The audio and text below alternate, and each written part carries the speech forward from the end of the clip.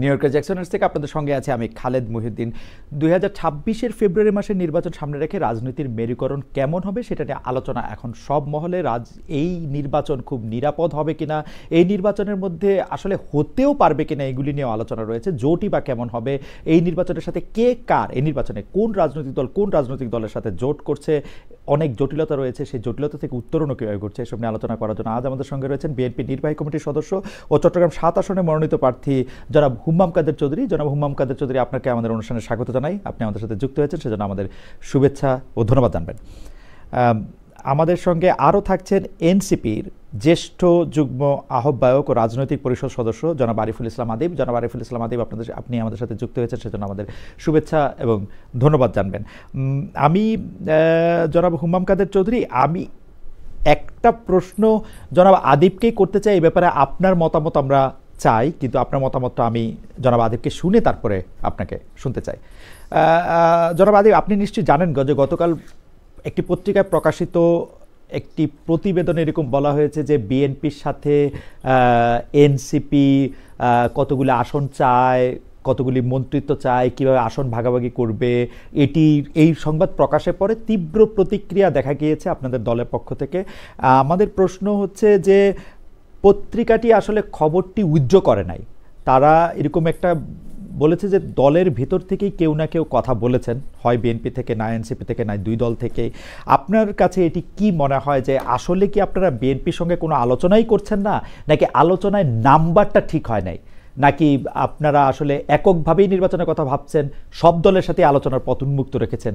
আপনার পক্ষে যতটুকু বলা সম্ভব ততটুকু যদি বলেন, জনাব আরিফুল ইসলাম আদিব। ধন্যবাদ আপনাকে এবং যারা দেখছেন সবাইকে জাতীয় নাগরিক পার্টির পক্ষ থেকে শুভেচ্ছা। খালেদ ভাই, আপনি যে পরিচয় দিচ্ছেন এর পাশাপাশি আমার দলের পক্ষ থেকে আরো একটি দায়িত্ব পালন করা হয়, সেটা হচ্ছে রাজনৈতিক লিয়াজো প্রদান। লিয়াজো কমিটির প্রধান হিসাবে আমি আমার দলের পক্ষ থেকে বিভিন্ন রাজনৈতিক দলগুলোর সাথে আমাদের যে অফিসিয়াল এবং আনঅফিসিয়াল যে বৈঠকগুলো হয়ে থাকে, সেই বৈঠকগুলোতে আমি নানাভাবে অংশগ্রহণ করে থাকি। সে বৈঠকের গুরুত্ব অনুযায়ী কোনো কোনো বৈঠকের সরাসরি আহ্বায়ক নিজে উপস্থিত থাকেন এবং অন্যান্য দলের যারা নেতৃবৃন্দ আছেন তারা উপস্থিত হয়ে থাকেন। প্রথমত যে বিষয়টি হয়েছে যে প্রথম আলোর যে রিপোর্টটি করেছে সেটি করা হয়েছে এবং তাদের সাথে আমরা যখন যোগাযোগ করছি তারা বলেছে এটা বিএনপির সোর্স থেকেই মূলত সে বিষয়টি নিউজ হয়েছে, অর্থাৎ বিএনপির নেতৃবৃন্দের সাথে তারা যেটা কথা বলেছে সেটা বিএনপির কাছ থেকে। প্রথমত বিষয় হচ্ছে যে আপনি দেখেন, এই বিশেষ করে যখনই জুলাই সনদের আইনি বাস্তবায়ন বা অন্যান্য বিষয়গুলোতে এনসিপি খুব দৃঢ় অবস্থান করছিল, তখনই বারবার নির্বাচন প্রসঙ্গটি আসছে এবং নির্বাচনে অর্থাৎ বিএনপি এবং জামাতের বাহিরে আলাদা একটা রাজনৈতিক আইডেন্টিটি নিয়ে, আলাদা একটা রাজনীতি নিয়ে যে একটা শক্তি দাঁড়িয়ে থাকতে পারে, সেই শক্তিটি যেন না দাঁড়াতে পারে, নানা ধরনের এস্টাবলিশমেন্টের সেখানে নানা ধরনের চেষ্টা ছিল। অর্থাৎ তারা নানাভাবে প্রভাবিত করার চেষ্টা করেছে যে নির্বাচনকে কেন্দ্র করে দুটি মেরু করা, অর্থাৎ একটা হচ্ছে বিএনপি বনাম জামাত, ইসলামপন্থী বনাম জাতীয়তাবাদ, এই যে একটা ক্লিয়ার সমীকরণ করে বাকি যতগুলো শক্তি আছে শক্তিগুলোকে টেনে বাকির দিকে নিয়ে যাওয়া অথবা ঠেলে নিয়ে যাওয়া। তারা যদি কোনো ধরনের, যেমন ধরেন আমরা গত পরশু আমাদের 9টি দলের একটা বৈঠক হয়েছে, গণ অধিকার, গণসংহতি আন্দোলন মানে গণতন্ত্র মঞ্চের 6টি দল, এনসিপি এবং গণ অধিকার এবি পার্টি সহ। ফলশ্রুতিতে সেখানে কিন্তু আপনার দেখেন এইভাবে কিন্তু আলোচনাটা আসে নাই যে আসলে এই 9টি দল জোট করলে কোন প্রক্রিয়া করবে, কত আসনে করবে, আসনের সংখ্যাটা আসে নাই। কিন্তু যখনই বিএনপি জামাতের সাথে আপনি জুলাই সনদের ইস্যুতে কিংবা অন্য ইস্যুতে যখন কোনো অফিসিয়াল আনঅফিসিয়াল কোনো মিটিং করে, সেটিকে এমন ভাবে পোর্ট্রে করা হয় যে আসলে তাদের কাছে আসন চাচ্ছে। অর্থাৎ এই পুরা নির্বাচনে, আগামী যে নির্বাচনটা হবে সেই নির্বাচনটাকে এমন ভাবে একটা হাইপ দেওয়া হচ্ছে যে আগে বাংলাদেশে নির্বাচন হলে আওয়ামী লীগ আসন বন্টন করত, আসন বিক্রি করত, এখন সেটি না। আমি বলি এখন বিষয়টি এরকম হচ্ছে যে আগামী নির্বাচনে সকল আসন বিএনপির থেকেই লাইসেন্স নিয়ে হচ্ছে আসনে নির্বাচন করতে হবে, অর্থাৎ বিএনপি আসন বন্টনটা করছে। আসন বন্টনের জায়গাটা ঢাকা থেকে লন্ডনে শিফট হচ্ছে কিনা এই ধরনের একটা ভাইব দেওয়া হচ্ছে। ফলশ্রুতিতে এই বিষয়টি যে আলাপটি দেওয়া হচ্ছে এটি আসলে কোনোভাবেই প্রাসঙ্গিক না। এখানে বিষয় আমাদের দলীয় যে বক্তব্য সেটিও আমরা দিয়েছি এবং আমাদের দল থেকেও বলা হয়েছে যে আসলে আসনের সংখ্যা নিয়ে, আপনি যেটি বলছেন নাম্বার নিয়ে কোনো ধরনের আলাপ আলোচনা দূরের কথা আমাদের হয় না। আমাদের আলাপ আলোচনাটা হয়েছে আমরা দেখি যে জুলাই সনদের আইনি ভিত্তির ক্ষেত্রে কোন দল কতটুকু আন্তরিক এবং তারা বাস্তবায়ন করবে সেটার বিষয় আমরা মূলত দেখতে চাই। এইটার বিষয় মূলত হবে আগামী নির্বাচনে এনসিপি জুলাই সনদের পক্ষে যদি বিএনপি জামাত যে অবস্থান করবে তার সাথে একটা রাজনৈতিক বোঝাপড়া কিংবা জোট হতে পারে, কিন্তু তার পূর্বে এই ধরনের আলাপ দেওয়া মূলত এনসিপি নৈতিক অবস্থানকে প্রশ্নবিদ্ধ করার এক ধরনের বলা চলে যে চেষ্টা। না কিন্তু জনাব আদিব, আপনি তাহলে বলছেন যে আসন, মানে এটা আসন ভাগাভাগি বলাটা একটু কেমন, কিন্তু আসলে আসনের সংখ্যা নিয়ে মানে ওরকম কোনো আলোচনা আপনারা কোনো রাজনৈতিক দলের সাথে এখনো না না করছেন না? না হয়নি কিন্তু কিন্তু সেইটা করার কোনো সম্ভাবনা কি আপনারা খোলা রাখছেন? আমরা জানি যে রাজনীতিতে শেষ কথা বলে কিছু নেই, কিন্তু আপনারা যে প্রতিক্রিয়া জানালেন তাতে কি মনে হলো যে আপনারা আসলে এটা মানে করার পথও রুদ্ধ করে দিলেন? যদি বিএনপি বা আপনাদের নেতৃবৃন্দের এরকম ইচ্ছাও হইতো, মানে আপনাদের যদি এরকম ইচ্ছাও হইতো যে আপনারা একটা আসনের মধ্যে সমঝোতা করবেন, সেটাও কি আপনারা বন্ধ করলেন কিনা? না, আমরা প্রাথমিকভাবে যেটা দেখি যে আগামী নির্বাচনে যে রাজনৈতিক মেরুকরণে এনসিপি মধ্যমপন্থার দল হিসাবে নাগরিকদের মর্যাদার প্রশ্নে একটা আলাদা শক্তি হিসাবে হাজির হইতে চায়, সেই জায়গা থেকে এনসিপি এককভাবে নির্বাচন করার প্রস্তুতি নিচ্ছে এখন পর্যন্ত। জনাব আদিব, আপনাকে ধন্যবাদ। জনাব হুমাম কাদের চৌধুরী, আমি আপনাকে এই জায়গা থেকে প্রশ্নটা করতে চাই যে আমি ধরে নিলাম যে কোনো একটা ধরনের আলোচনা হয়েছেও, কিন্তু বিএনপির পক্ষ থেকে এবারই প্রথম নয়, এর আগেও বিভিন্ন ইঙ্গিত দেওয়া হয়েছে যে ওরা 10টা আসন চেয়েছে, 20টা আসন চেয়েছে, আপনি জানেন যে, বা এগুলি কেন মানে সামনে আসছে? মানে বিএনপি কি এনসিপিকে এতভাবে চায় যে এনসিপি বিএনপির মধ্যে আসুক, বা পত্রপত্রিকায় বা গণমাধ্যমে এটা বলে দেওয়া, যেমন জনাব আদিব দাবি করলেন যে যে সোর্সের কথা পত্রিকাটি উল্লেখ করেছে সেই সোর্সটা আসলে বিএনপির সোর্স, অর্থাৎ কোনো আলোচনা যদি হয়েও থাকে এনসিপি এটাকে এখনও মানে জনগণের সামনে আনতে চাচ্ছে না, কিন্তু বিএনপি চাচ্ছে। এটার কারণ কি বলে আপনি মনে করেন জনাব হুমাম কাদের চৌধুরী? আপনাদের কেন এনসিপিকে খুব দরকার? প্রথমে আসসালামু আলাইকুম খালেদ ভাই, আপনাকে ধন্যবাদ আমাকে আপনার শোতে আমন্ত্রণ করার জন্য। আপনি আদিবকে সাহেবকে যে প্রশ্নটা করেছেন, লম্বা চড়া জবাব দিয়েছে, কিন্তু শেষ পর্যায়ে উনি যেটা বললো যে এই আসন ভাগাভাগি নিয়ে ওনারা কোনো আলাপ করেনি, আর যেই আলাপটা বর্তমানে মিডিয়ার মধ্যে এসেছে ওটা বিএনপির একটা সোর্সের থেকে এসেছে। বিএনপির কোন সোর্সের থেকে এসেছে ওই জিনিসটা এখনো ওনারা খোলাসা করেননি। আমি বলতে পারবো না যে আমাদের দলের পক্ষ থেকে কে এই কথা বলেছে, কারণ এই জিনিসটা আমরাও জানি না। আমিও আপনার মতন এটা পত্রপত্রিকায় দেখেছি যে এরকম আলাপ আলোচনা হচ্ছে।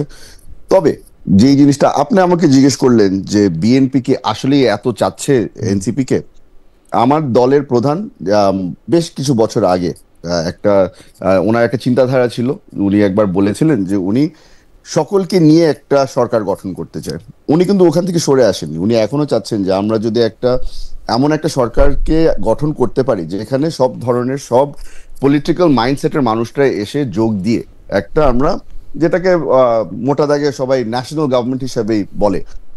আমরা এটা একটা ডেমোক্রেটিক ইলেকশনের পরে যেহেতু একটা গভর্নমেন্ট ক্রিয়েট করা হবে, ওটাকে আমি ন্যাশনাল গভর্নমেন্ট বলতে পারি না। তবে মাইন্ড ফ্রেমটা কিন্তু এখন ও জায়গাতেই আছে। আপনি দেখছেন যে আমরা অনেকগুলি আসন অলরেডি ছেড়ে দিয়েছি অন্যান্য দলের জন্য। বেশ কিছু দল যারা আমাদের সাথে একই সাথে কাঁধে কাঁধ মিলিয়ে লড়াই করেছিল গত 16 বছর, তাদের জন্য আমরা কিছু আসন ছেড়ে দিয়েছি। আমরা আশা করছি যে এই কোয়ালিশনটা আরো বড় হবে, আর আমরা আশা করছি যে এই যে ইয়াং জেনারেশনের মধ্যে যারা যারা এখন পলিটিক্সে এসেছে তারাও যেন আমাদেরকে জয়েন করতে পারে। তাদের থেকেও আমাদের অনেক কিছু শেখার আছে, আমরা এটা এডমিট করি। বড় দল হলেও আমাদের চিন্তাধারা এখনো বেশ ওপেন মাইন্ডেড। আমরা এখনো চাচ্ছি যে যাদের থেকে আমরা কিছু নতুন কিছু শিখতে পারবো তাদেরকে আমরা সবসময় আমন্ত্রণ করব। এনসিপি এমনই একটা দল, আমরা সবসময় বলে এসেছি যে বাংলাদেশের ভবিষ্যতে এনসিপি কে আমাদের দরকার হবে। আর আপনার সাথে কথাবার্তা বলার সময় আমি চিন্তা করছিলাম যে ভবিষ্যতে যদি আমরা একসাথে কাজ নাও করতে পারি, একই সাথে যদি আমরা সরকার গঠন নাও করতে পারি, আমরা কিন্তু চাবো যে আমরা যদি বিরোধী দলে থাকি আমরা শক্তিশালী একটা বিরোধী দল হিসাবে কাজ করতে পারবো, আর ওনারা যদি বিরোধী দলে থাকে ওনারা যেন একটা শক্তিশালী বিরোধী দল হিসাবে কাজ করতে পারে। সেই কারণেই কিন্তু এই বোঝাপড়াটা চলছে আমাদের মধ্যে, এই আলোচনাটা চলছে। আনফরচুনেটলি এনসিপির সাথে যখন আলাপ আলোচনা হয় তখন আমি ওই ধরনের মিটিং এর মধ্যে থাকি না। তবে এনসিপির অনেক ব্যক্তিদের সাথে আমার পার্সোনাল যোগাযোগ আছে, এবং আমি কিন্তু এই যোগাযোগটা মেনটেন করছি। যে পলিটিক্সের মধ্যে আপনার শেষ বলে তো কিছু নেই, সেই জন্য ওই রিলেশনশিপটা আমরা বিল্ড করতে চেষ্টা করছি যে নেগোসিয়েশন যদি হয়, ব্যাকডোর নেগোসিয়েশনও যেন সবসময় অনগোয়িং থাকে। ওকে, আমার এখানে প্রশ্ন হচ্ছে যে আমরা দেখতে পাচ্ছি যে সকলকে নিয়ে সরকার গঠন করার ইচ্ছাটা যে আপনারা দেখাচ্ছেন, সেই ক্ষেত্রে কিন্তু আপনারা এটাও স্পষ্ট করছেন যে নেতৃত্বে আপনারাই থাকবেন। অর্থাৎ মানে আপনারা নেতা, আপনাদের নেতা মেনে, আপনাদেরকে বড় জোট মেনে যারা আসতে চায় তারা আসবে। তো এখন যারা নতুন বন্দোবস্তের কথা বলে যারা এই জুলাইয়ের আন্দোলন করলো, অগাস্টে রক্ত দিল, তারা কেন আপনাদের নেতৃত্ব মেনে আসবে? মানে সেটা কেন? মানে আপনারা ওনলি বিকজ আপনারা বড় দল, এর আগেও দেশ শাসন করেছেন সেজন্য, মানে না আর কিসের জন্য? আমাদের না এখানে আমি আপনার সাথে একমত। এখানে আমরা ডেফিনেটলি চেয়েছি যে আমাদের নেতৃত্বে নতুন সরকার গঠন হবে, যারা যারা আমাদেরকে জয়েন করবে তারা আমাদের নেতা তারেক রহমান সাহেবকে নেতা মেনেই হয়তো জয়েন করবে। এটা আপনি এখানে একদমই ভুল না। এটার একটা কারণ আছে, এক্সপিরিয়েন্স। আপনারা আমরা রাজনীতি যারা যারা করি, এখানে এক্সপিরিয়েন্স যে একটা বড় ফ্যাক্টর, এই জিনিসটা হয়তো নতুন যারা এসেছে তারা স্বীকার করতে রাজি না। কিন্তু মিস্টার চৌধুরী আওয়ামী লীগ তো অনেক দিনের এক্সপিরিয়েন্স ছিল, এক্সপিরিয়েন্স চুরি। ওটাই ওনাদের তো সমস্যা হয়েছে যে ওনারা চুরির এক্সপিরিয়েন্সকে কাজে লেগে, না রাজনীতির এক্সপিরিয়েন্সও ছিল, কিন্তু এক্সপিরিয়েন্স যে অনেক বেশি, মানে আমরা তো অনেক বেশি ইতিবাচক দেখি নাই এক্সপিরিয়েন্স মিস্টার চৌধুরী, এটার জন্য আমরা বলতেছি আর কি। না আমি এখানে দেখেন আপনার আওয়ামী লীগের ব্যাপারে আমি একদমই অপছন্দ করি আওয়ামী লীগের ব্যাপারে কথা বলার। হাউএভার আওয়ামী লীগের কথা যেহেতু আপনি উঠিয়েছেন, আমি বলে দিই, আওয়ামী লীগের যখন তারা সেকেন্ড জেনারেশন, থার্ড জেনারেশন নতুন আওয়ামী লীগকে তারা দলে নিয়ে এসেছে এবং পদ পদবি দিয়েছে, ওরা কিন্তু একটা ফ্যাক্টর বারবার করে দেখেছিল যে এরা ডিসিপ্লিন কত মেনটেন করে চোর বাবাদের, এবং তারা নিজেরা কত ভালো চুরি করতে পারে। ওই এক্সপিরিয়েন্সটা দেখেই কিন্তু তাদেরকে পদ পদবি দেওয়া হতো। আমরা এখন যেটা চেষ্টা করছি যে আমাদের নেক্সট জেনারেশন যারা নতুন নতুন পলিটিক্সে আসছে, তাদের মেধা এবং তারা কতটা দেশপ্রেম দেখাতে পারে, এই জিনিসটা বিবেচনা করে কিন্তু আমরা আস্তে আস্তে করে তাদেরকে দলের মধ্যে জায়গা দিচ্ছি এবং তাদেরকে কিছু প্রাধান্য দেওয়া হচ্ছে যে তারা যেন কোনো এক্সপিরিয়েন্স রোল প্লে করতে পারে। জনাব চৌধুরী, আপনাকে অনেক ধন্যবাদ। আমি জনাব আদিবের কাছে একটু আসি। জনাব আদিব, আমরা কিন্তু প্রাণপণ চেষ্টা করছি এনসিপির রাজনীতিটা বোঝার, কিন্তু এনসিপি নিজেদের রাজনীতিটাকে যেভাবে মানে বলতে চাইছে যে এটা বিএনপির থেকে আলাদা, জামায়াত থেকে আলাদা, অন্য একটা রাজনীতি। কিন্তু আপনার কাছে কি মনে হয় যে এনসিপির রাজনীতিটা এখন পর্যন্ত আমাদের কাছে স্পষ্ট হয়েছে যে এনসিপি আসলে আমাদেরকে, এনসিপি যদি দেশ পরিচালনায়, সরকারে থাকুক আর বিরোধী দলে থাকুক, দেশ পরিচালনায় যদি থাকে, তাহলে এনসিপি আমাদের কোথায় নিয়ে যেতে চায় এবং কতগুলি পার্টিকুলার স্পেসিফিক কোশ্চেনের জবাব কি এনসিপি আমাদের দিয়েছে কিনা, মানে আপনার কাছে কি মনে হয়? কারণ আমরা কেন আমি প্রশ্ন করছি আদিব, আপনি নিশ্চয়ই খেয়াল করেছেন যে এনসিপির নেতৃবৃন্দ এক একজন নেতা এক এক রকম ভাষায় কথা বলেন এবং এনসিপি মোটামুটিভাবে একরকমভাবে কথা বলতেছে সেইটা আমার মনে হয় নাই। এবং যারাই আসলে এনসিপির বিপক্ষে যায়, এটাও একটা প্রশ্ন যে তাদেরকে অনেক শত্রু জ্ঞান করা হয়। যেমন ধরেন, প্রথম আলোতে একটি রিপোর্ট প্রকাশিত হলো, আপনার দলের শীর্ষ নেতা একজন বললেন যে আপনি যদি লাগে আপনি আমাদের দলের টিকেটে এসে ইলেকশন করেন। মানে আমি সাংবাদিকদের প্রতি এইরকম আমি জীবনে দেখি নাই। মানে আপনার কাছে কি মনে হয়, এটা কি আসলে তারুণ্য, এটা কি আসলে মানে, বা আপনি যদি প্রথম থেকে বলতেন এনসিপির রাজনীতিটা আসলে কি, এটা যদি একটু বলতেন। ধন্যবাদ আপনাকে আবারও। দেখেন, আমরা প্রথম থেকেই বলে আসছি, এখন পর্যন্ত গত 8-9 মাসে আমরা এনসিপি গঠিত হওয়ার পর থেকে 28শে ফেব্রুয়ারির পর থেকে আমরা প্রথম থেকেই বলে আসছিলাম, আমাদের প্রথম থেকে, যে আমরা বাংলাদেশের রাজনীতিতে একটি নিউ রিপাবলিক চাই। এবং সে কারণে আমরা যেটি বলেছি, এখানকার শাসনতান্ত্রিক কাঠামোর একটা মৌলিক পরিবর্তন, রাজনৈতিক সংস্কৃতির একটা পরিবর্তন, এই দুইটা জায়গায় আমরা সবচেয়ে বেশি জোর দিয়েছি। রাজনৈতিক মৌলিক কাঠামো পরিবর্তনের জায়গায় আমরা বলেছি সেটা মৌলিক কাঠামো পরিবর্তন করে এটা নতুন সংবিধান দরকার, যে নতুন সংবিধান আমাদের এখানকার মুক্তিযুদ্ধের যে চেতনা, সাম্য, মানবিক মর্যাদা, সামাজিক সুবিচার এবং একই সাথে ধর্মীয় স্বাধীনতা এবং ধর্মীয় সম্প্রীতির ভিত্তিতে মূলনীতিতে আমাদের একটি নতুন সংবিধান হবে। এবং সেখানে আরো অন্যান্য অধিকারের বিষয় যেগুলো আরো ডিটেলস আমাদের ঐকমত্য কমিশনে অনেক বিষয়ে আলোচনা হয়েছে। রাজনৈতিক সংস্কৃতির ক্ষেত্রে সবচেয়ে গুরুত্বপূর্ণ যে পরিবর্তনটা এনসিপি এনেছে, এনসিপি এজ এ পার্টি আকার এস্টাবলিশড হয়েছে। এনসিপি কোনো ব্যক্তি আকার এস্টাবলিশড হয় না, অর্থাৎ এনসিপি নাহিদ ইসলাম কিংবা এনসিপি হাসনাত আব্দুল্লাহ কিংবা সাদিসানো সেটা হিসাবে এস্টাবলিশড হয় না।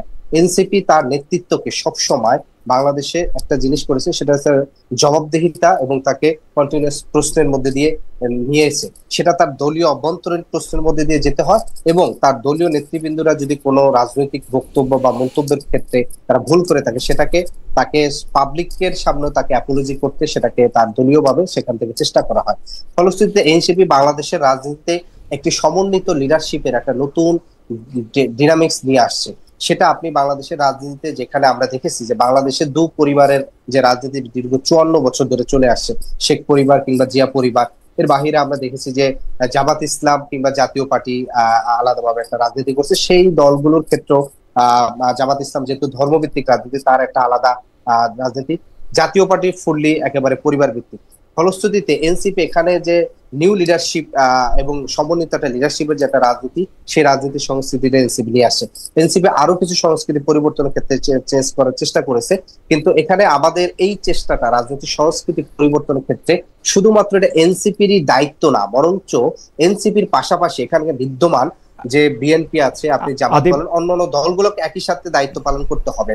আমরা এখানে দেখেছি যে 54 বছরে বাংলাদেশে যে বাংলাদেশটা আমাদের এখানকার সিভিল সোসাইটি বলেন, আমাদের এখানে এস্টাবলিশমেন্ট বলেন, রাজনীতি বলেন, সামগ্রিকভাবে বাংলাদেশটাকে এমন একটা জায়গায় আমাকে মুখোমুখি করছে, আমি যেখানে একটা নতুন রাজনীতি করতে চাচ্ছি, আমি এখানকার বাংলাদেশে একটা নিউ পলিটিক্যাল ইকোনমি আমাকে খুঁজতে হলে আমাকে নতুন করে চিন্তা করতেছে।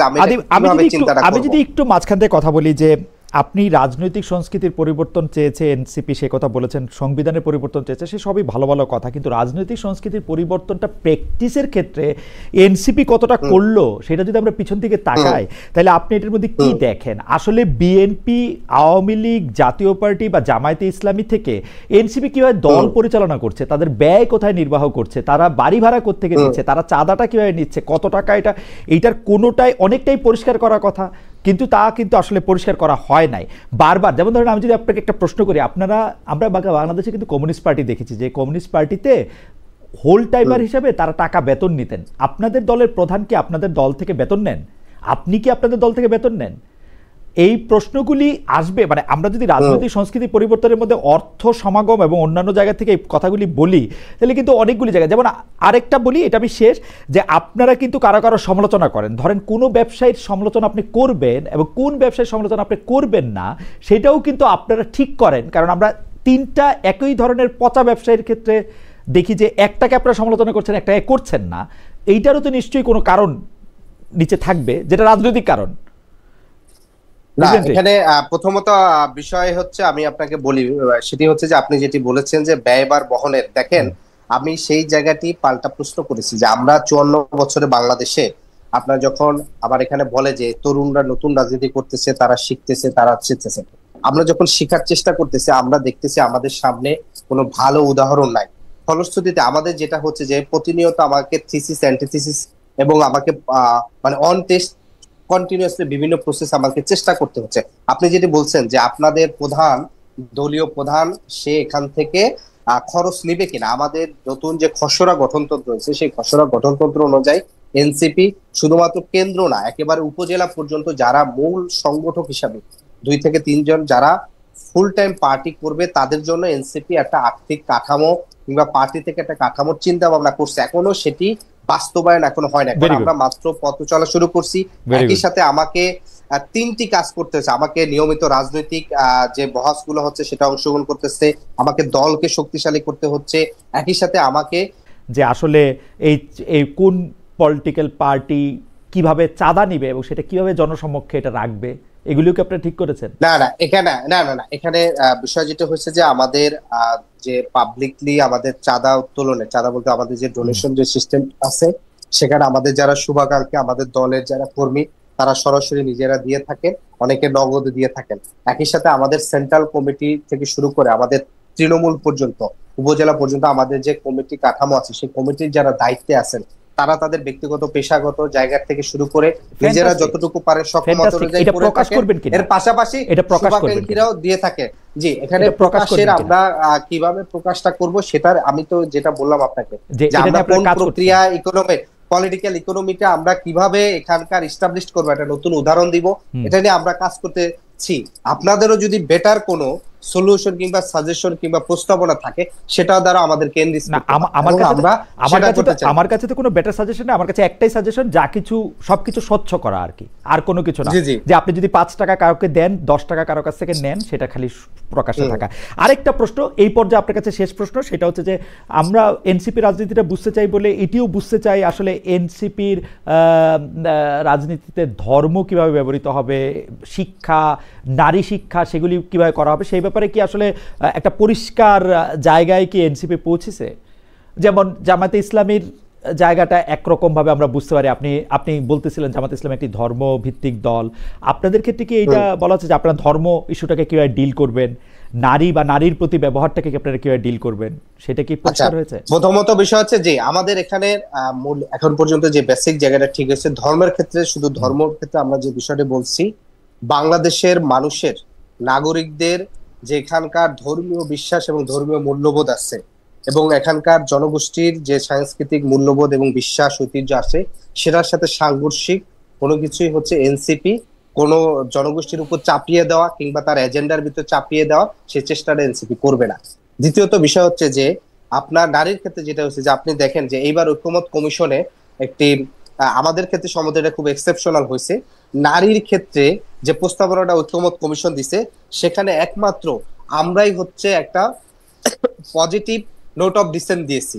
সেটি হচ্ছে যে আমরা কিন্তু বলেছিলাম যে 100 আসনে সরাসরি নারীরা নির্বাচনে অংশগ্রহণ করবে। তখন এটি যখন কোনো দলই রাজি হয় না, তখন আমরা বলছিল যে পার্সেন্টেজে আসছেন যে কত পার্সেন্ট মনোনয়ন দিবে।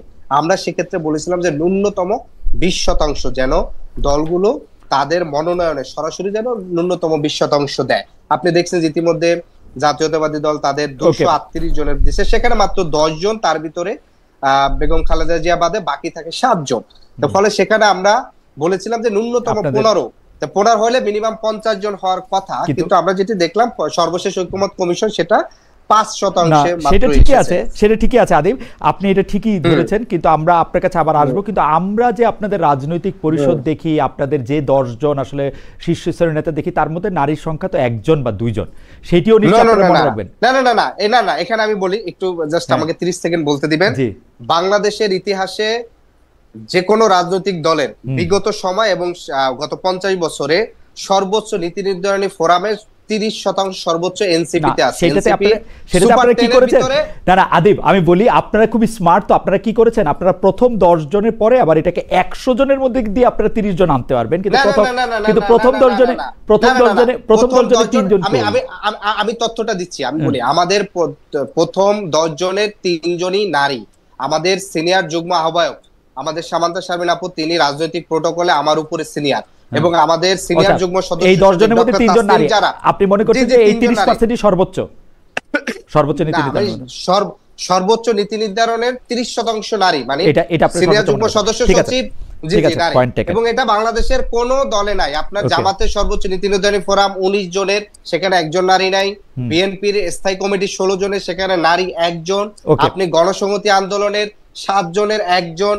আমি গণ অধিকার পরিষদের আমার মনে হয় আপনার পয়েন্ট একদম এস্টাবলিশ। আমি মানলাম যে আপনাদের দলে নীতি নির্ধারণ পর্যায়ে সবচেয়ে বেশি নারী রয়েছেন। আপনাকে ধন্যবাদ। আমি একটু জনাব হুম্মাম কাদের চৌধুরী আপনার কাছে আসতে চাই। আমি 2টা প্রশ্ন একসঙ্গে করতে চাই জনাব চৌধুরী। আপনি জানেন যে চট্টগ্রাম 8 আসনে বিএনপির মনোনীত প্রার্থী জনাব এরশাদুল্লাহ নির্বাচনী গণসংযোগে গিয়ে গুলিবিদ্ধ হয়েছেন। আপনি কোনো ধরনের নিরাপত্তার হুমকি মানে বা অ্যালার্ম অনুভব করছেন কিনা, 1। আর 2 হচ্ছে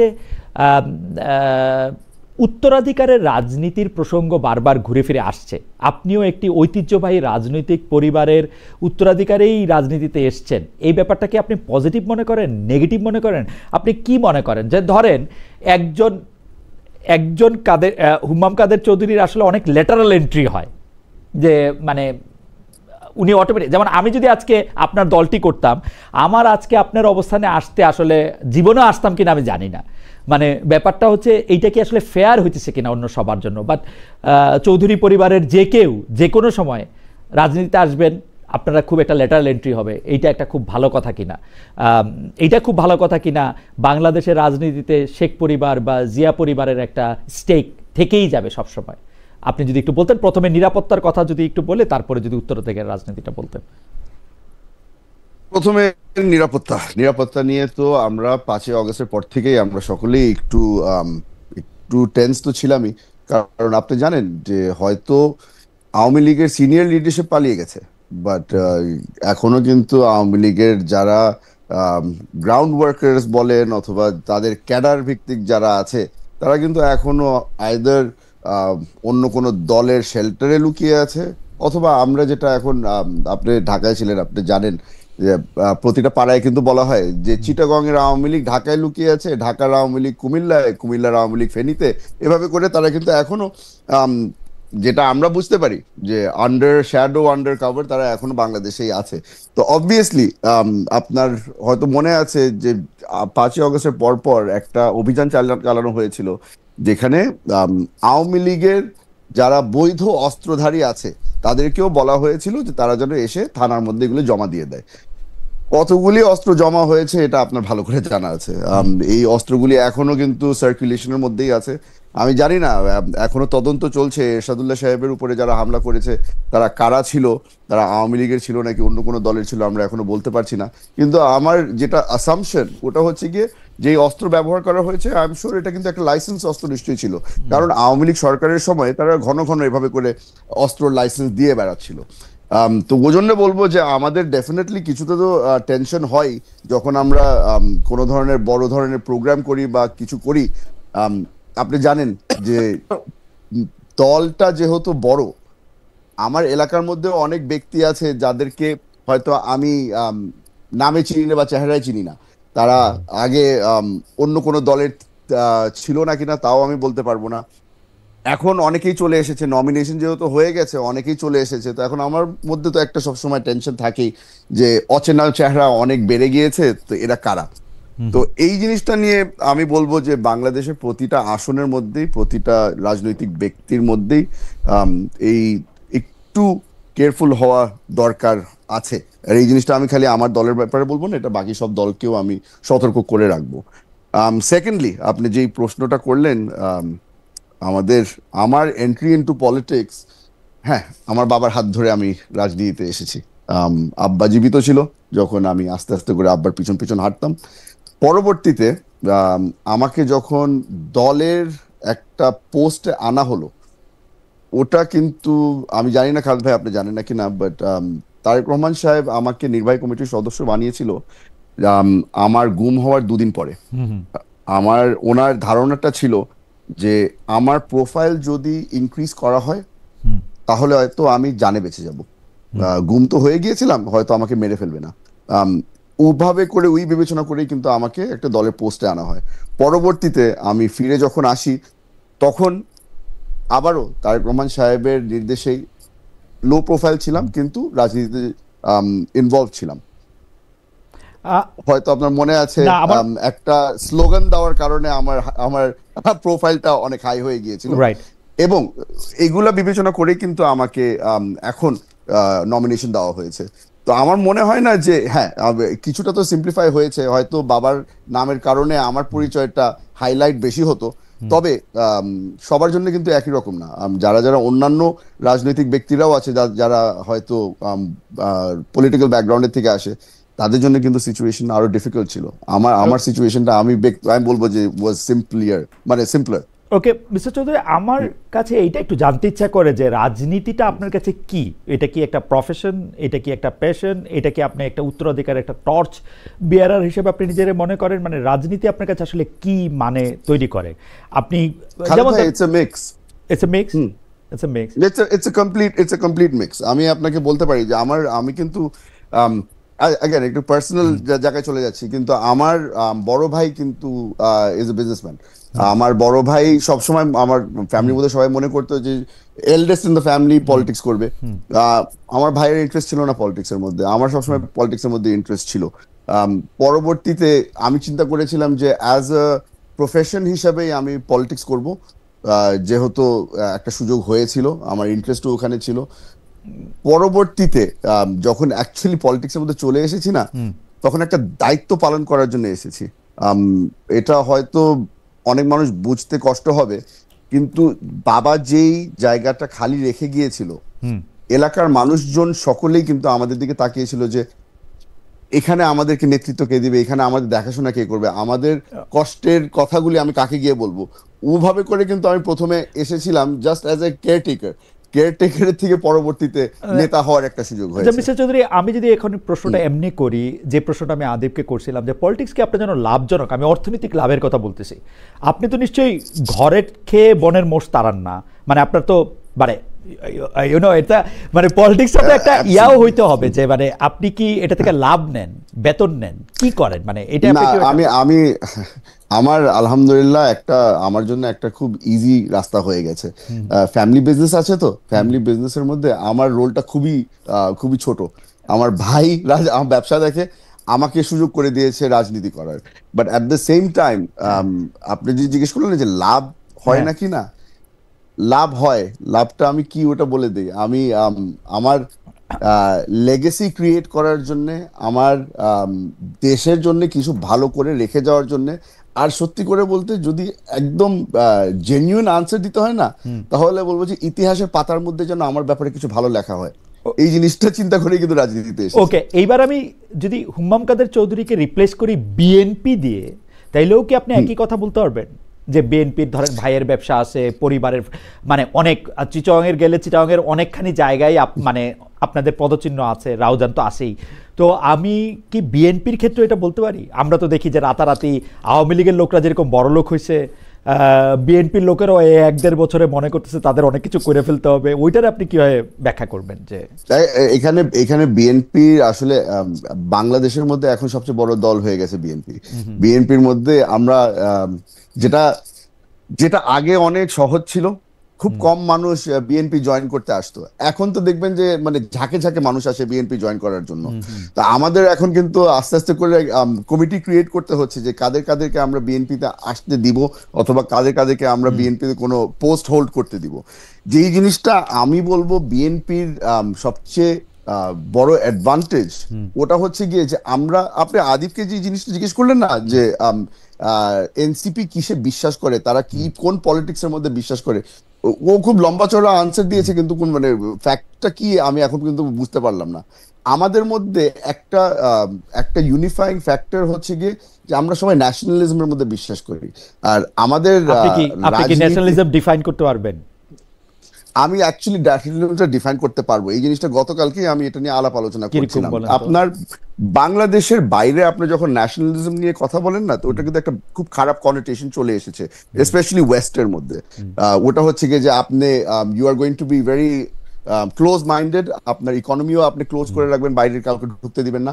আমাদের জন্য ন্যাশনালিজম একটু ভিন্ন ডেফিনেশন আছে। ওটা হচ্ছে যে আমরা যেহেতু একটা ছোট দেশ, আর আমাদের উপরে যে সারাক্ষণ যে বাইরের দেশটির একটা প্রেশার থাকে, আপনি হয়তো ভালো মতো বুঝতে পারছেন যে কার কথা বলছি। এই আমাদের বর্ডার সিকিউর রাখা আমাদের কেন বিএনপির একজন রাজনৈতিক নেতা হলেন সেটা আমি খুব ভালো বুঝতে পারি না। মানে আপনার কাছে কি মনে হয় যে আসলে এনসিপি যে অনেকবার অভিযোগ করেছে যে এই সরকারের মধ্যে বিএনপির লোক অনেক আছে, এইটা কি খুব মানে কি বলবো, এটা কি খুব প্রকাশ হয়ে পড়লো কিনা, মানে একটু আড়াল আবটাল থাকলে ভালো হইতো কিনা? না, দেখেন, আমাদের অ্যাটর্নি জেনারেল সাহেব উনি বলেছেন যে উনি ইলেকশন করতে চান, আর ইলেকশন করার তফসিল ঘোষণার আগে উনি হয়তো পদত্যাগ করে তারপরে উনি ইলেকশন করবেন, ওটাও বিএনপির হয়ে ইলেকশন করবেন। ওই জিনিসটা হয়তো উনি অলরেডি বলে ফেলেছে।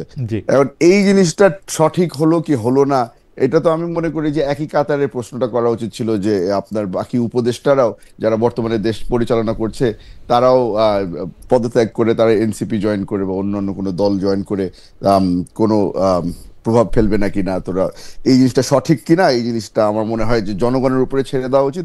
হাউএভার আপনি যেহেতু একজন আইনজীবী মানুষ, আপনি জানেন যে এখানে লিগ্যাল কোনো বাইন্ডিংস নেই, ওনারা তারা এটা আমি করতে পারবে না। আমি কিন্তু এটা আমি এটা আইনজীবী না মানে সাংবাদিক আইন আমি না, এটা আসলে ভবিষ্যতের জন্য আলাপ আলোচনার জন্য তোলা থাক। জনাব আসাদুজ্জামান আমারও খুব ঘনিষ্ঠ জন, আমি তার সাফল্য কামনা করি, কিন্তু এই প্রশ্নটি তাকে চিরকালই এটার উত্তর দিয়ে যেতে হবে।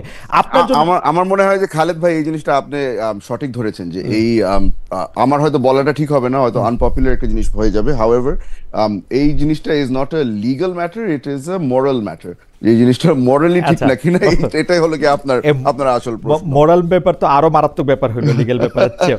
হাউএভার আমি আপনার জন্য যে প্রশ্নটি করতে চাই যে ফেব্রুয়ারি মাসে নির্বাচন না হওয়ার আগ পর্যন্ত বিএনপির মধ্যে জাতীয় নির্বাচনে, মানে যখন পর্যন্ত আসলে সরকার থেকে বড় করে ঘোষণা করা হয় নাই যে ইলেকশনটা ফেব্রুয়ারিতে হবে, সেই সময় জাতীয় নির্বাচন নিয়ে অনেক ধরনের সংশয় সন্দেহ সেটা ছিল। সরকার প্রধান অনেকবার বলার পরও সে সন্দেহ কাটছিল না। এরপরেও আবার রোববার জনাব তারেক রহমান এক বক্তব্যে আমরা দেখতে পাচ্ছি যে এই ফেব্রুয়ারি মাসে নির্বাচন না হওয়ার আগ পর্যন্ত, মানে নির্বাচনটা অনুষ্ঠিত না হওয়ার আগ পর্যন্ত আমরা জনাব তারেক রহমানের এই বক্তব্য থেকে দেখতেছি যে জাতীয় নির্বাচন আয়োজন নিয়ে তার মনে সংশয় সন্দেহ রয়েই যাচ্ছে। তিনি বলছেন, আমি তাকে কোট করছি, জাতীয় নির্বাচন অনুষ্ঠানে জনমনে সৃষ্ট সংশয় সন্দেহ গণতন্ত্রের উত্তরণের পথকে সংকটপূর্ণ করে তুলতে পারে। কিন্তু আমার থিসিস হচ্ছে তিনি, মানে জনাব তারেক রহমান এই জুলাই আগস্টের এই মানে অসাধারণ একটি অর্জনের পরে যে তিনি ১.৫ বছর মানে দেশে আসছেন না, সেটাই বরং বিভিন্ন ধরনের সংশয় সন্দেহের জন্ম দিচ্ছে। তিনি পরিষ্কারও করছেন না তিনি কেন দেশে আসছেন না। আপনার কাছে কি মনে হয় যে সংশয় সন্দেহের কথা তিনি বলছেন নির্বাচন ঘিরে, সেটি কি একটি বাস্তব সন্দেহ, এবং জনাব তারেক রহমানের দেশে না ফেরা কি এতে আরো অনেক বেশি জ্বালানি দিচ্ছে কিনা, আপনি যদি একটু বলতেন। খালেদ ভাই, আমাদেরকে এই প্রশ্নটা বারবার করে রেসপন্ড করতে হয় যে তারেক রহমান সাহেব দেশে ফিরে আসছেন না কেন। আমি এটা বেশ সিম্পলিফাই ভাবে আমি এক্সপ্লেন করতে চেষ্টা করেছি, আগেও আবারও করছি। তারেক রহমান সাহেব বর্তমানে বাংলাদেশের সবচেয়ে বড় দলের প্রধান, এবং উনি যদি জুলাই অগস্ট মাসে যদি উনি বাংলাদেশে ফিরে চলে আসতো, অগস্ট 5 পরে যদি বাংলাদেশে ফিরে চলে আসতো, আমার মনে হয় যে পলিটিক্যাল স্টেবিলিটিটা যেটা ইউনূস সাহেব ক্রিয়েট করতে পেরেছে, ওইটা হয়তো একটু আনস্টেবল হয়ে যেত। এখানে সকলেই অপেক্ষায় থাকতো যে ইউনূস সাহেব যেই সিদ্ধান্তই দেয় না কিনা, ওটার পরে তারেক রহমান সাহেবের মতামত কি। তো আমার মনে হয় যে এই স্টেবিলিটিটা ক্রিয়েট করে রাখার জন্যই কিন্তু তারেক রহমান সাহেব দেশে ফিরে আসেননি। এখন আসি যে এই সংকটের ব্যাপারে, অথবা যেই আমরা যে এখন সিচুয়েশনের মধ্যে আছি, আমরা আন্তরিকভাবে কথা বলে এসেছি বর্তমান সরকারের সাথে। আমরা বারবার করে বলে এসেছি যে আমরা as soon as possible আমরা একটি ইলেকশন চাই। আমরা এই ফেব্রুয়ারি মাসের বিষয়টা কিন্তু এসেছিল কারণ জামাতে ইসলামী এই ফেব্রুয়ারি আলাপটা তুলেছিল। পরবর্তীতে আমরা বললাম যে ঠিক আছে, জামাতে ইসলামীর সাথে আমরা একমত হয়ে আমরা ফেব্রুয়ারি মাসের মধ্যে ইলেকশনটা চাই। আমাদের সাইডের থেকে কিন্তু আমরা যত আন্তরিক হওয়া যায় সম্ভব ছিল, আমরা আন্তরিক ছিলাম। প্রবলেম হয়ে গেছে যে এখন বর্তমান সরকারের সাথে এনসিপি এবং অন্যান্য রাজনৈতিক দলের সাথে যে সম্পর্কটা আছে, আর আমি একটু অ্যাড করে দিতে চাই, আদিব সাহেব যে কথাটা বলেছে না যে ওনাদের যে অ্যাডভাইজাররা তাদের সাথে কি সম্পর্ক না সম্পর্ক, আমরা তো অলরেডি দেখে ফেলেছি যে এনসিপি যখন একটা দাবি করে ওই জিনিসটা বর্তমান সরকার অত ইজিলি ফেলে দেয় না। সোফার যতগুলি দাবি এনসিপি করেছে সবগুলোই তো বর্তমান সরকার মেনে নিয়েছে। তো ওই জন্য তো আমাদের একটু কনফিউজ থাকি যে আসলেই বর্তমান সরকার আমাদের সাথে বিএনপির দাবিও তো একটাও ফেলে দেয় না জনাব মোহাম্মদ কাদের চৌধুরী। বিএনপির আমি এবার দেশে গিয়েছিলাম, দেশে গিয়ে শুনেছি যে বিএনপির মানে সচিবদের মুখে শুনি যে তারা আগে বিএনপি করতেন। আমরা যে কোনো জায়গায় অ্যাটর্নি জেনারেলের কথা তো বললামই, ডিসিএসপিরা আগে বিএনপি করতেন বা ছাত্রদল করতেন বা মানে জামাতে ইসলামী করতেন, আপনার কাছেও নিশ্চয়ই বলে। সবই তো বিএনপি, আমি চারিদিকে তো বিএনপি আর জামাত ছাড়া কিছু দেখি না ভাই। খালেদ ভাই, আসলে আপনি যে কথাটা বললেন না, আই উইশ এই জিনিসটা বাকি সবাইরাও একটু ঠিক মতো বলতো আর শুনতো। কারণ এখন আমি যার সাথেই কথা বলি না কেন, হ্যাঁ। সবাই আমাকে এসে বলে যে আরে ভাই আপনি তো জানেন না, আমি তো 2002-এ বিএনপি করতাম। আরে হ্যাঁ। বলে 2002 এর পরে কই গেছিলেন আপনি, হ্যাঁ। ঠিক না? তো এখন Absolutely.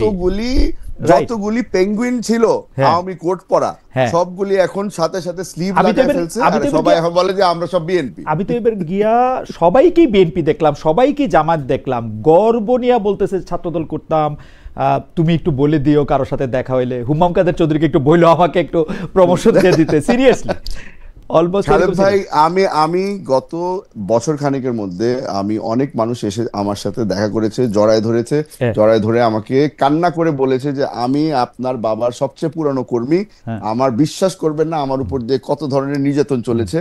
ওই লোকটা ঘরের থেকে বের হওয়ার সাথে সাথে আমি ফেসবুক খুলে দেখি যে তার সাথে হাসান মাহমুদের ছবি, শেখ হাসিনার ছবি, অন্যান্য কোনো নেতার ছবি। তো এই জিনিসগুলো এখন এই ভাওতাবাজ অনেক বেড়ে গেছে বাংলাদেশের মধ্যে। আর আপনি যে কথাটা বললেন না যে এই সেক্রেটারি বলেন আর অথবা এই সরকারি কর্মকর্তারা যারা আছে, এরা তো মানে প্রথম কাতারে দাঁড়ানো যে কবে বিএনপি জয়েন করবে। Okay. তো আমি এই জিনিসগুলো সবকিছু না, সেটাই আমার কাছে মনে হচ্ছে যে আমার কাছে মনে হয় যে এই বিষয়টা নিশ্চয়ই আপনারা খেয়াল করবেন যে আওয়ামী লীগের পতনের মূলে এরকম ভাবে পুরা দেশকে এক কেন্দ্রিক একটা সিও টাইপ একটা দেশ চালানোর ক্ষেত্রে সেটা রয়েছিল। এটা আপনাদের ক্ষেত্রে হবে কিনা বা আপনারা এরকম নেবেন কিনা সেটা নিশ্চয়ই আপনারা ভেবে দেখবেন।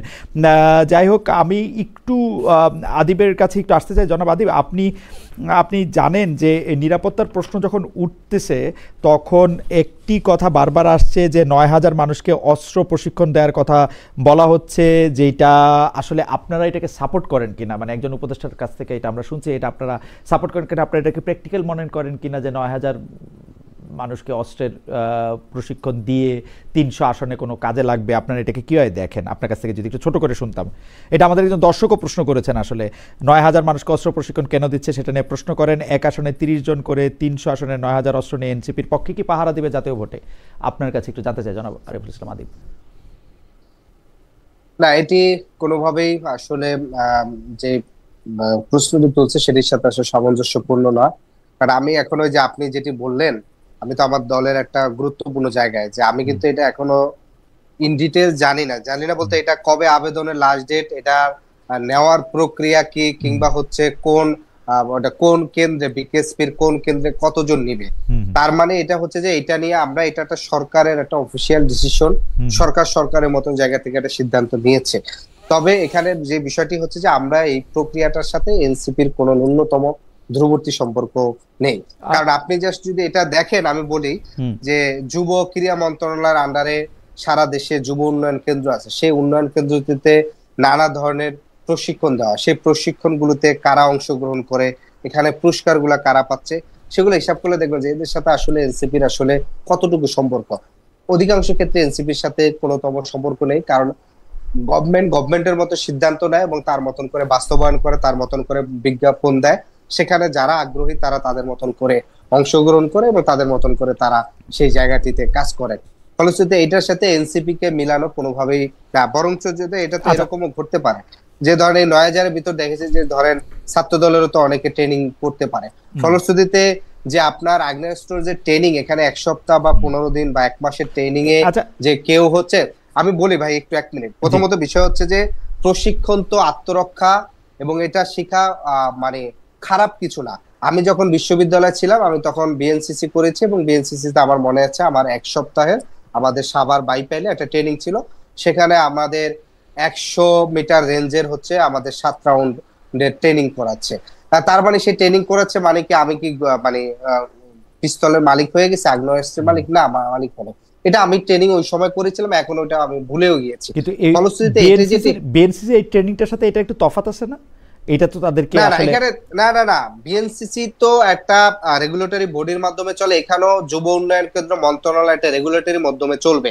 কারণ আপনার এখানে যারা ট্রেনিং করবেন বা প্রশিক্ষণ নেবেন তারা তো প্রশিক্ষণ নিছেন, কিন্তু তারা তো পরবর্তীতে তাদেরকে অস্ত্র দিয়ে দেওয়া হয়েছে কিংবা তাদেরকে জবে দিয়ে তাদেরকে অস্ত্রের লাইসেন্সের জন্য সুবিধা দেওয়া হয়েছে।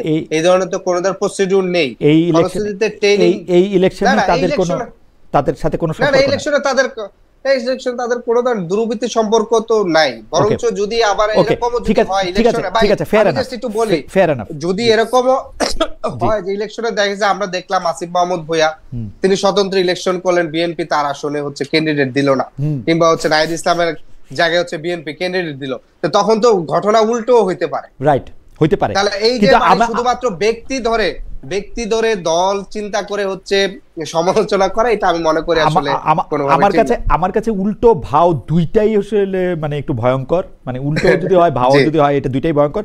আমি জাস্ট এই প্রশ্নটা করতে চাই যে মানে প্রফেসর ডক্টর মোহাম্মদ ইউনূস বলেছিলেন যে এই ছাত্ররা আমাকে নিয়োগ দিয়েছে, এবং তারপর থেকে নানাভাবে আমরা দেখেছি যে যেটা হুম্মাম কাদের চৌধুরী বললেন সেটার সাথে আমি কিছুটা একমত, আসলে অনেক ক্ষেত্রে পুরোপুরি একমত, যে সরকারের সিদ্ধান্ত আসলে এনসিপি বা এনসিপির আগে বৈষম্য বিরোধী ছাত্র আন্দোলনের নেতৃবৃন্দের বা কর্মীবৃন্দের কথায় প্রভাবিত হয়েছে। আসলে আমরা তাদেরকে মানে আমরা হয়তো একটা ইকুয়াল সোসাইটি পেয়েছি, কিন্তু জর্জ অরওয়েলের মতো আমরা আপনাদেরকে একটু বেশি ইকুয়াল দেখেছি।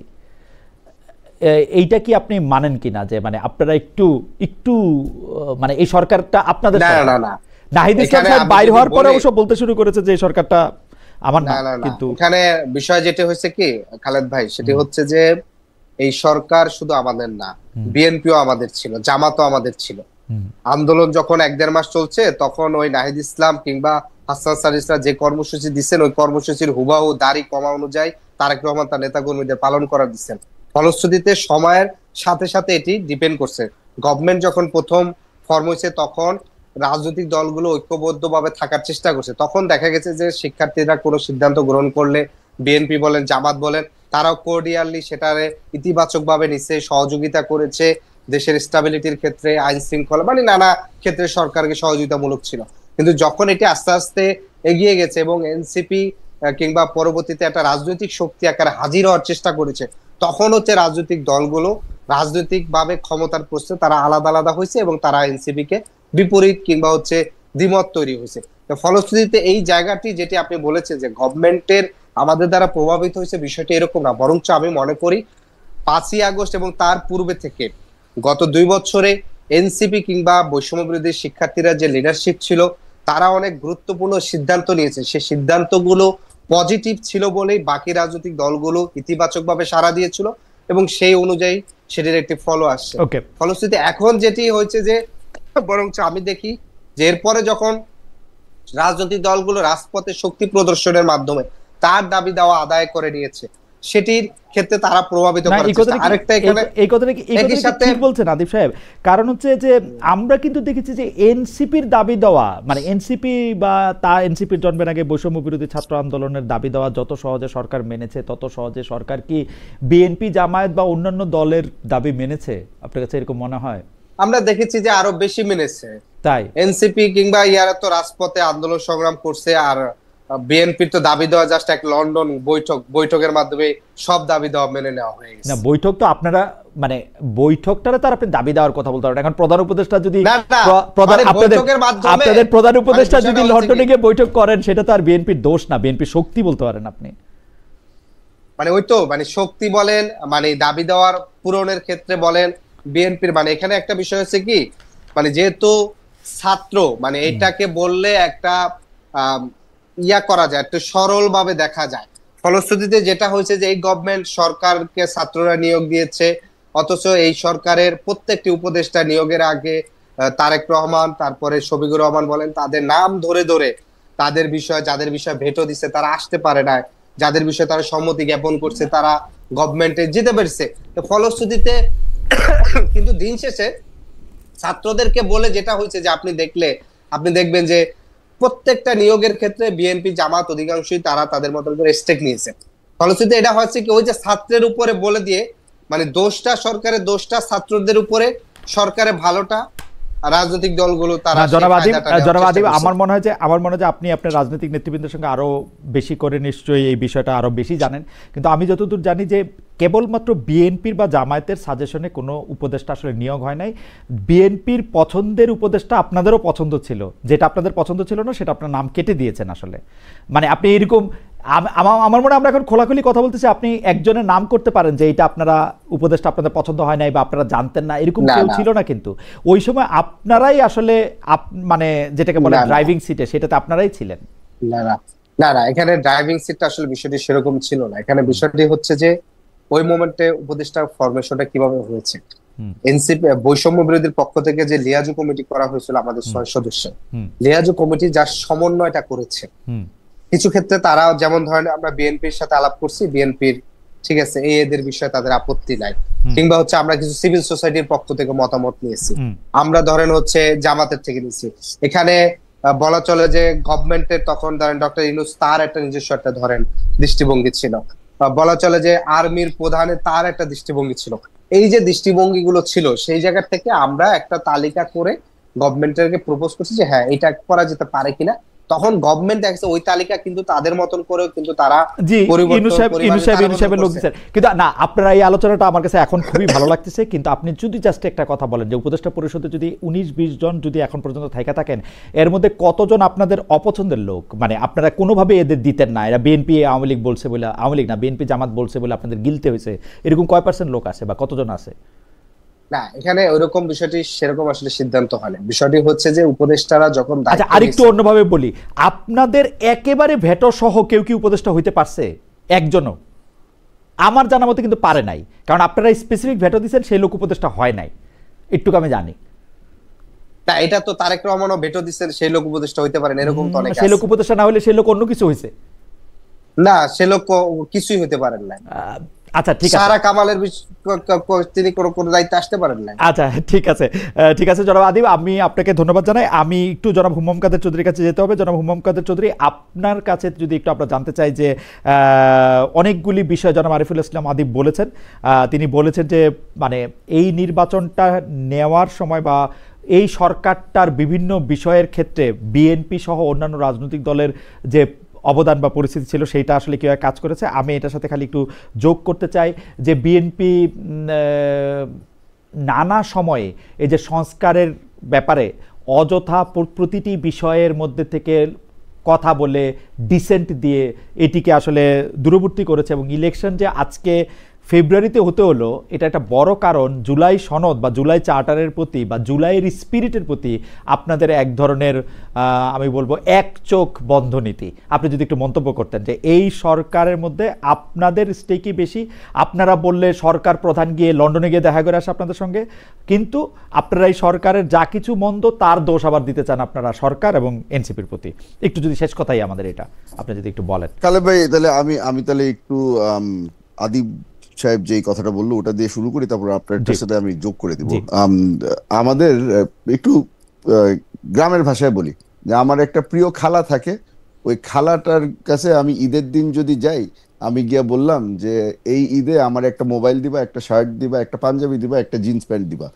আর আমার ভাই গিয়া যদি বলে যে তুমি তো হইলে গিয়া ফেভারেট, তো তুমি এত কিছু চাইছো, সবকিছুই পাইলা, ভাই আমারে তুমি খালি একটা লুঙ্গি দিও। হ্যাঁ, এইটা হয়ে গেছে বিএনপির অবস্থা। এখন এনসিপি গিয়ে এত লম্বা লিস্ট নিয়ে আসছে, সবকিছু পাওয়া গেল, আমার দল খালি গিয়ে একটা লুঙ্গি নিয়ে আসছে, ওইটা হলে গিয়ে নির্বাচন। এখন আমরা এত কিছু দেখার পরেও যদি এই আর্গুমেন্টের মধ্যেই থাকি যে এখানে আমার খালার ফেভারিট বা বাইকনা কোনটা, তো ওইটা তো আর বলে লাভ নাই। আমার মনে হয় যে বাংলাদেশের জনগণ সবকিছুই দেখে ফেলছে। রিগার্ডিং নোট অফ ডিসেন্ট, আমরা এই জুলাই চার্টারের বিষয় যতগুলি নোট অফ ডিসেন্ট দিয়েছি, ওটার কিন্তু এখনো ফুল কপি কেউই পায়নি। আর আমাদেরকে কেউ এখন পর্যন্ত জিজ্ঞেসও করেনি যে আপনারা কোন কোন পয়েন্টের মধ্যে নোট অফ ডিসেন্ট দিয়েছেন। যেইগুলি আমাদের কাছে আছে ওটা হচ্ছে গিয়ে যে মেইন বিষয় যেটা যেটা আমার চোখে পড়েছে সবচেয়ে বেশি, ওটা হলো গিয়ে যে আপনার July charter has to be at the same level as the constitution. আপনার কনস্টিটিউশনের ওটা কনস্টিটিউশনের উপরে উঠিয়ে দিচ্ছে যে এন্ড ইট ক্যানট বি আপনার প্রশ্নবিদ্ধ করা যাবে না, এটা লিগালি বাইন্ডিং হতে হবে, অনেক নানা কিছু। এটা তো আপনারা রেটরিক বলতেছেন মিস্টার চৌধুরী, মানে কনস্টিটিউশনের উপরে ওনারা চাচ্ছে না, কনস্টিটিউশনের মধ্যে অন্তর্গত চাচ্ছে, অন্তর্ভুক্ত চাচ্ছে, যাতে এটা বা নতুন কনস্টিটিউশনের মধ্যে। খালেদ ভাই, আমরা এই ওয়ান লাইনের অনেকগুলি শুনতেছি যে আমরা একটা নিউ রিপাবলিক চাই, আমরা নতুন সংবিধান চাই, আমরা সংবিধানের মধ্যে জুলাই চার্টার ঢুকাতে চাই। আপনার কতগুলি জিনিস অ্যাকচুয়ালি পসিবল এটা কিন্তু আমাদের একটু বিবেচনা করার দরকার আছে। আর ওনারা যা যা চাচ্ছে সবকিছু কিন্তু লিগ্যাল বাইন্ডিংস এর মধ্যে যদি আনতে চান, has to be ratified in parliament. কারণ ওনারা যেটা বলতে চাচ্ছে যে কিছুই রাটিফিকেশন লাগবে না, আমরা বর্তমানে যা আছে ওটা দিয়ে কাজ চালিয়ে ফেলবো। তো এখানে আপনি যদি আইনি যদি না মানতে চান আপনার, তাহলে তো ওই আপনি জর্জ অরওয়েলের কথা বলতেছেন, আমরা তো এখন সায়েন্স ফিকশনের দিকে চলে যাচ্ছি, ঠিক না? এইগুলি তো আমার মনে হয় যে আমাদের একটু রিয়েলিস্টিক হওয়া দরকার আছে। আর এই জুলাই চার্টারের বিষয়ে যেহেতু আমরা কথা বলছি, খালিদ ভাই আমার মনে হয় যে এই জিনিসটা একটু একনলেজ করা দরকার যে এত ঝড় ঝাপটা সবকিছু সহ্য করেও আমাদেরকে যখন প্রেশারাইজ করা হলো, আমাদেরকে না, বর্তমান সরকারকে যখন প্রেশারাইজ করা হলো যে এই 4 দিনের মধ্যে আপনার সই করে ফেলতে হবে, এই করতে হবে, আমরা কিন্তু ওই বৃষ্টির মধ্যে ছাতা ধরে কিন্তু আমরা ওই দিন সই করতে আমরা হাজির হয়েছিলাম। কারা হাজির হয়নি এই জিনিসটাও কিন্তু আমাদের একটু দেখা দরকার আছে, যে অভিমান করে যে আমার মতো 100% হয়নি ওই জন্য আমি আজকে যাবই না, এই নকরাগুলো আমার মনে হয় যে বাংলাদেশের মানুষের সাথে করে লাভ নাই। একটু let's be practical, let's be realistic and let's work for the nation. Okay, আপনি যেহেতু প্রসঙ্গটা তুললেনি, আমরা কি একটু আদিবকে শুনতে পারি? আদিব, আপনি তো ভালো ডিবেটর ছিলেন, আপনি 50 সেকেন্ড একটু বলেন তো যে এই কথা কিন্তু ঠিক, আপনারা কিন্তু জান নাই, মানে এটা না এখানে আমরা দেখেছি এবং দেখেন কক্সবাজার চলে গেছে। না সনদের আগের দিন পর্যন্ত যেটি হয়েছে না, এখানে বিষয় যেটি হয়েছে জুলাই সনদের প্রশ্ন বলছেন তো, জুলাই সনদে আমরা তো স্বাক্ষর করিনি, আমরা বলেছি যে আইনি ভিত্তি ছাড়া স্বাক্ষর করে এই আনুষ্ঠানিকতা শুধুমাত্র। এবং সেখানে আমরা দেখলাম বিএনপি জামাত সর্বশেষ না বলে শেষ পর্যন্ত দিল। বিএনপি তো মহা ধুমধামে বললো যে সংস্কার শেষ, সংস্কার সবকিছু হয়ে গেছে, এখন শুধু নির্বাচন বাকি। এরপরে আমরা আবার দেখলাম কি যে বিএনপি এসে বললো যে তারা সনদে স্বাক্ষর করে প্রতারিত হয়েছে। আপনি 5 আগস্ট থেকে যদি আপনি বলেন যে আপনারা তো আসলে মানে কক্সবাজার চলে যান। 5 আগস্ট না 5 আগস্ট আমাদের সেখানে উপস্থিত ছিল, 5 আগস্ট আমার দলের পক্ষে উপস্থিত ছিল এবং সেখানের এটা কি বলে জুলাই ঘোষণাপত্রে তো উপস্থিত ছিল। এবং সেখানে আমরা দেখেছি যে সেই ঘোষণাপত্র যখন একপাক্ষিকভাবে বিএনপির শুধু রাজনৈতিক অর্জনগুলাকে গ্লোরিফাই করা হয়েছে, তখন আমরা বলেছিলাম যে জুলাই সনদের ক্ষেত্রে যে জুলাই সনদ বাস্তবায়ন আদেশ জারি করা হবে, সেই জারির টেক্সটটা আমরা দেখে এরপরে আমরা স্বাক্ষর করব, কারণ আমরা তো এর আগে একবার প্রতারিত হয়েছি। ওকে, বাস এবার একটু যদি জনাব চৌধুরী আপনি শেষ করেন, মানে আমার আদিবের কাছ থেকে দরকার ছিল যে চুন খেয়ে তো আমাদের একবার মুখ পুড়েছে, এখন তো আমরা দই দেখে চুন ভাববই, বা দই কিনা আমরা তাহলে আমি একটু ওনার সহকর্মীর ব্যাপারে একটু বলে ফেলি। আমরা শুনেছি যে উনি বলেছে যে বিএনপি তো কি বিয়ে করে ফেলেছে, এখন তো সংসার করতে হবে না, এরকম কথা বলেছিল না? এরকম কথা বলেছিল যে আমরা সই করেছি, ভাই কাবিন নামায় সই করেছি। এখন আমি কাবিন নামায় সই করেছি, এখন জামাই বউ সব ঠিক আছে, ইমাম সাহেবও বলছে বিয়ে ঠিক আছে, সব ঠিক আছে, উনি আসছে গেস্ট হিসাবে আমাদেরকে শিক্ষা দেওয়ার জন্য যে বিয়ে কেমন হইতে হয় আর সংসার কেমনে করে করতে হয়, যেখানে ওনারা স্বাক্ষরই করে নাই। ভাই আই এম সরি, বাট এইখানে আপনার লেভেল প্লেইং ফিল্ড চান আর আপনি যদি একই লাইনে দাঁড়াইতে চান, স্বাক্ষরটা করা উচিত ছিল মনে হয়। আপনি যদি স্বাক্ষর তো অবশ্যই আমরা করব, কিন্তু সেটা টেক্সট দেখে করব, টেক্সট না দেখে। আমার তো মনে হয় যে আমাদের যে দলরা যে দলগুলো আমাদেরকে 30 বছরের রাজনীতির অভিজ্ঞতা শুনিয়ে বলতো শুধু টেক্সট কি আদিব, শুধু কি টেক্সট, আপনারা কিভাবে এটা বাস্তবায়িত হবে সেটাও আপনারা এখনই শুনে নিতে চান? তা মাঝখানে গণভোট আছে, একটা সংসদ আছে, এটা কেমনে? আমরা 3টা দাবি করেছিলাম, আমরা 3টা দাবি বলেছিলাম, যে 3টা দাবির 2টোর ক্ষেত্রে আমরা সরকার ইতিবাচক অগ্রগতি দেখেছি। একটি বাকি আছে যে সনদটি, এই আদেশটি কে জারি করছে, সেক্ষেত্রে আমরা ডক্টর ইউনূসের কথা বলেছিলাম, তিনি আদেশটি জারি করবেন এবং এর টেক্সটটি জাতির সামনে, শুধু নট অনলি দলগুলো, মানে জাতির সামনে উন্মুক্ত করা যে এই টেক্সটে আসলে মানে আদেশটা জারি হচ্ছে, সেটি উন্মুক্ত না হলে আসলে এটির ভিতরে অনেক ফাঁক থেকে যায়।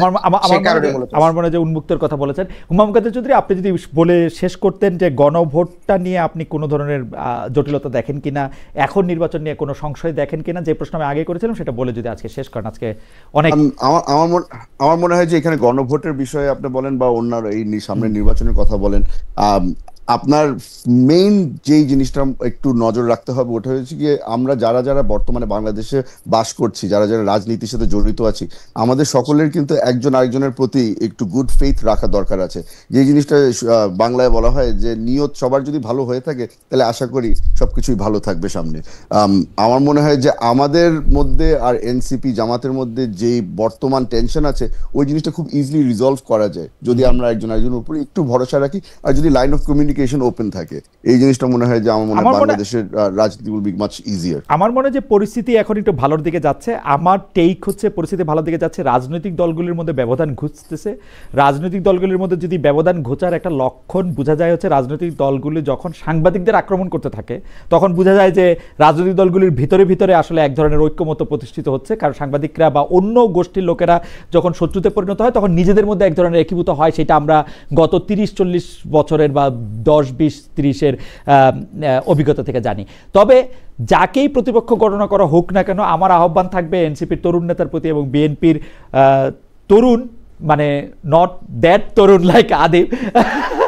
মাঝে মাঝে ভাই আমি একটা কনফিউশনে হই, যেমন যেমন বিএনপির আর ধরেন 10 জন তরুণ নেতার ছবি দেয় যে যাদের বয়স মোটামুটি 45 থেকে 55, তখন আমরা চিন্তা করি যে আমরা তাহলে আসলে কি। না না না না, আমি বলি আদিব আপনারা কি, আমার বয়স 51-র বেশি, তো আমি কিন্তু নিজেকে মানে ইয়া ভাবি, যুবক ভাবি, বুঝছেন?